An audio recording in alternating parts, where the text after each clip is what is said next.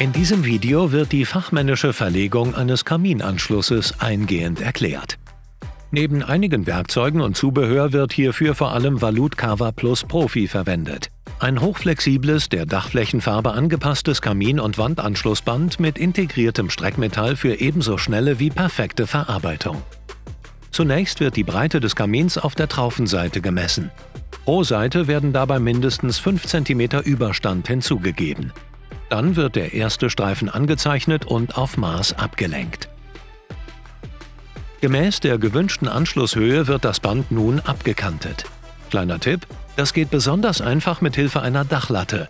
Die Höhe sollte mindestens 10 cm betragen, sonst wird der firstseitige Anschluss zu knapp. Die mittig zweigeteilte Schutzfolie wird zunächst von der oberen Hälfte entfernt, die dann an den Kamin angedrückt wird. Das Kaminanschlussband ist auf der Rückseite vollflächig mit einer hochwertigen, selbstklebenden Butylbeschichtung ausgestattet. Die überstehenden Seiten werden mit dem Cuttermesser oder einer Schere eingeschnitten und am Kamin sowie auch an den Dachziegeln fixiert.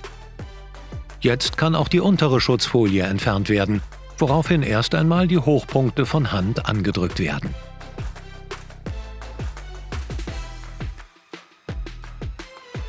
Nun wird die gesamte untere Hälfte des flexiblen Anschlussbands mit der Andrückrolle an die Dachziegel angeformt.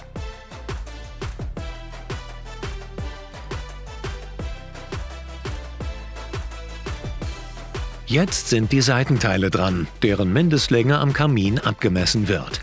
Auch hier sollte für den oberen und unteren Rand etwas Überstand zugegeben werden.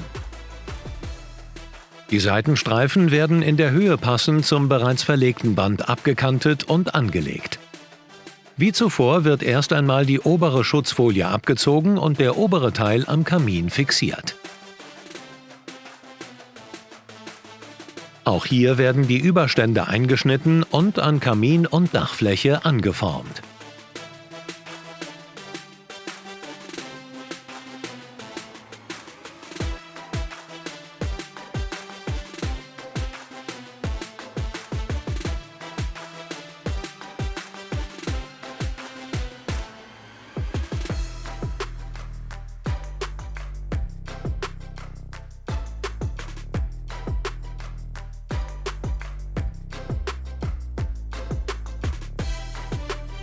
Ist dies geschehen, wird der untere Teil von der Schutzfolie befreit und mit der Andrückrolle auf den Dachziegeln angeformt.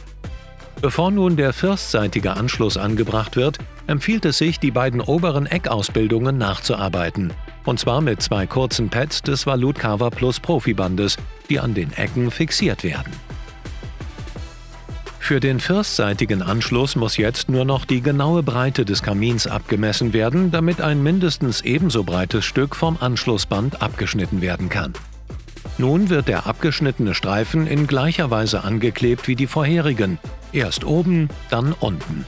Allerdings sollte hier das Band an der Kehle nur an den Hochpunkten fixiert und nicht angeformt werden, damit Stauwasser vermieden wird. In jedem Fall sollte sichergestellt werden, dass der Anschluss bis unter die nächsthöhere Dachziegelreihe reicht. Zu diesem Zweck wird es in den meisten Fällen nötig sein, 2 Carver Plus Streifen aneinander zu kleben.